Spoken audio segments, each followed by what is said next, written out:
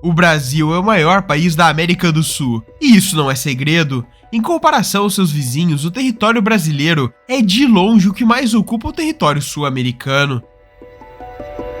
E por isso sempre possui uma grande costa em toda a sua história. São mais de 7.000 quilômetros de comprimento. E por esse motivo teve acesso ao vasto Oceano Atlântico, o que possibilitou o país se tornar um dos mais influentes no Atlântico Sul. Mas parece que o Brasil não vai parar por aí, porque se as pretensões brasileiras derem certo, o país ganhará um território do tamanho da Groenlândia. E para isso acontecer, provavelmente só precisará esperar até 2024.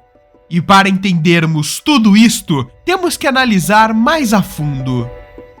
Se você não sabe, o capital financeiro é uma empresa, assim como as milhões que existem no Brasil. Mas para que uma empresa e marca fique protegida e ninguém consiga roubá-la, ela precisa estar registrada no INPE, que é o órgão que regula as marcas no Brasil. E a Tiger ajuda a registrar a sua marca. Com eles é rápido e fácil, você só precisará conversar pelo WhatsApp e farão toda a parte burocrática, na qual você não precisará se preocupar. Então, se quiser ter a propriedade da sua marca garantida, chame eles pelo primeiro link na descrição e seja finalmente o real dono da sua marca.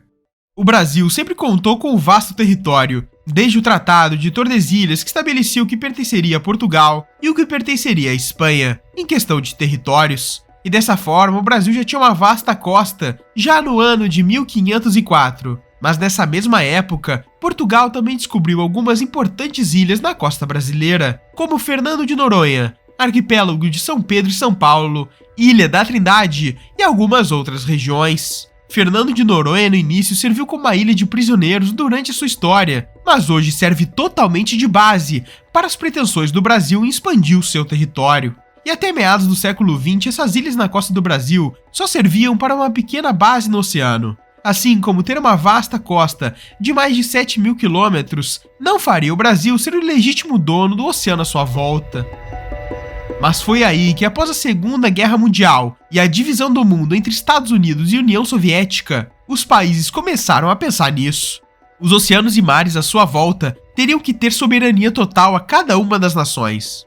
Os Estados Unidos, por exemplo, tinham e têm acesso ao Oceano Atlântico e ao Oceano Pacífico pela costa leste e oeste. Nessa época não tinham soberania total sobre a sua costa, o que poderia ser um perigo, e isso gerou um grande problema no mundo. Na década de 1960, quando houve o gigantesco aumento da demanda global por peixes, países como o Japão começaram a enviar barcos para o mundo todo para tentar subtrair os recursos naturais das costas de outras nações. Como fez exatamente na costa do Brasil, em 1967, o Japão enviou uma grande frota de 150 barcos de pesca para explorar a costa brasileira em busca de levar peixes para o Japão. Isso irritou profundamente a Marinha do Brasil, que enviou navios de guerra contra os barcos japoneses, afundando alguns, e os barcos japoneses voltaram ao Japão. São exemplos como esse que fizeram os países reclamar a soberania sobre a sua costa. E em 1982, a ONU estabeleceu que cada país teria direito a uma zona econômica exclusiva, que daria direito a cada um, dos mares até 370 quilômetros à sua costa.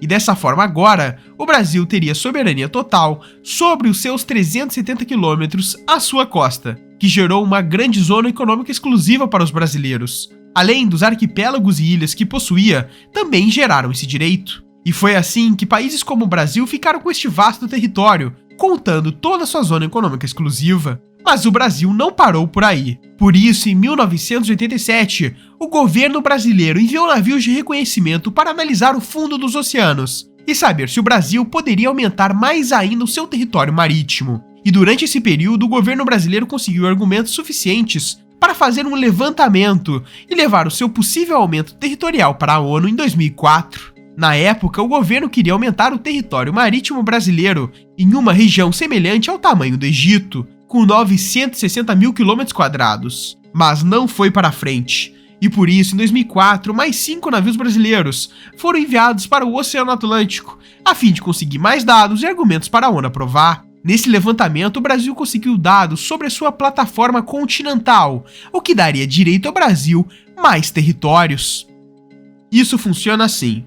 A zona econômica exclusiva é o que todo país tem direito, mas a plataforma continental de um país pode ir além desta zona, e por isso ele pode ter direito de aumentar isso também. E a plataforma continental acaba quando começa a chamada crosta oceânica. E foi aí que descobriram que a plataforma continental brasileira é imensa e vai além da zona econômica exclusiva. Então, finalmente, em 2018, o Brasil conseguiu levar à ONU a expansão do território brasileiro. Nesse relatório, o Brasil quer aumentar o seu território marítimo em 58%, ou 2.100.000 km². Para se ter uma ideia, essa é quase a mesma área que a Groenlândia na América do Norte possui. Nesse aumento estão previstas duas expansões. Então vamos começar pela região marítima do Nordeste e Norte do Brasil, que se ampliará. Essa região está localizada a oeste de Fernando de Noronha e ao norte do Amapá. E com esse aumento, o Brasil conseguiria provavelmente aumentar suas reservas de recursos naturais, como o petróleo, dado que o norte da América do Sul é uma das regiões com mais petróleo do planeta. E isso é um fato. A Venezuela tem a maior reserva de petróleo do mundo, e ela se encontra no cinturão do Orinoco, e também na costa da Venezuela. Só aqui se encontra uma reserva de 300 bilhões de barris de petróleo, 18% do petróleo mundial. Ao seu lado, na Guiana, a mesma coisa. Graças ao petróleo, a economia da Guiana cresceu 50% em 2022. E no Brasil não foi diferente. Em 2013, o governo leiloou a maior reserva de petróleo depois do pré-sal, que fica na costa do Amapá, e a Petrobras já tem planos para explorar essa região. E se o aumento territorial brasileiro acontecer, o Brasil poderá fazer um levantamento da quantidade de petróleo existente aqui e também explorar a região. Mas agora vamos para a segunda região de expansão marítima, que fica entre o Sudeste e o Sul. Aqui poderá ser o maior benefício ao Brasil, por vários motivos. O primeiro é novamente o petróleo, pois aqui existe a maior reserva de petróleo, o pré-sal, que deixou o Brasil na 15ª posição de países com mais petróleo, logo abaixo da China. Mas com a nova área marítima que o Brasil poderá conseguir, provavelmente vai passar a China e se tornar um dos maiores detentores de petróleo. E aqui está o porquê. A área do pré-sal é chamada de Polígono do Pré-Sal, e ela está localizada entre a Bacia do Espírito Santo, a Bacia de Campos, Bacia de Santos e algumas outras. Mas todo o polígono está dentro da zona econômica exclusiva, e com a nova expansão para o leste, a probabilidade de encontrar um novo pré-sal é realmente muito alta.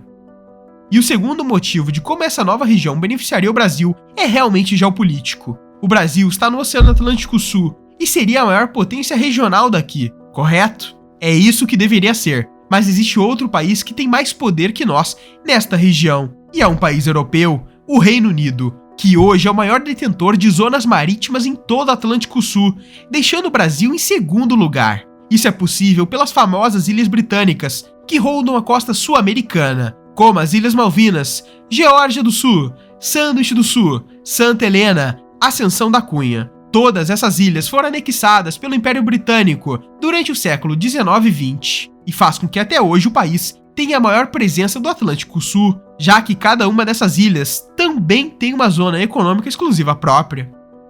E esse talvez seja o maior desafio do Brasil. Ao tentar expandir o território brasileiro, tem uma maior presença no Atlântico, um dos mares mais importantes para o Reino Unido, que não parece querer sair daqui. Para se ter uma ideia, quando a Argentina tentou expandir o seu território, o Reino Unido votou contra na ONU. Quando Portugal tentou aumentar o seu território, o Reino Unido também foi contra. Agora imagine o que eles vão fazer quando o Brasil tentar aumentar o território. Como eles irão votar? Muito provavelmente contra nós.